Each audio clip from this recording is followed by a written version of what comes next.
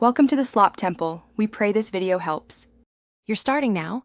Check about this Mac to see your Mac OS version because Safari updates come with Mac OS updates.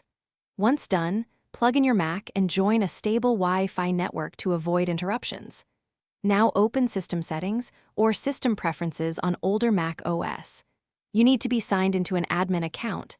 If not, sign in or use an admin password when prompted. This gets everything ready so the system can locate the correct Safari update and apply it safely. You'll scan for updates next. In System Settings, click General, then Software Update. The system shows available Mac OS updates, which include Safari versions. Read the details to know what changes. Once you see an update, choose Install Now or click Customize to pick specific components if available.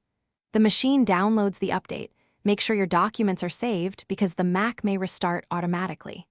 Let the installer run. Don't interrupt power or network. Interruptions risk corrupted installs and extended recovery steps.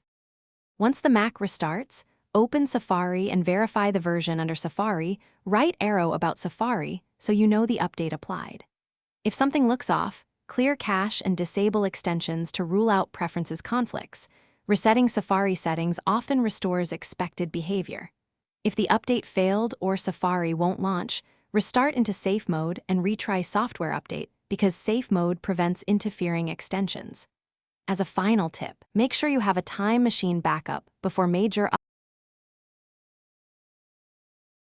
Thanks for watching. Consider subscribing if we helped you.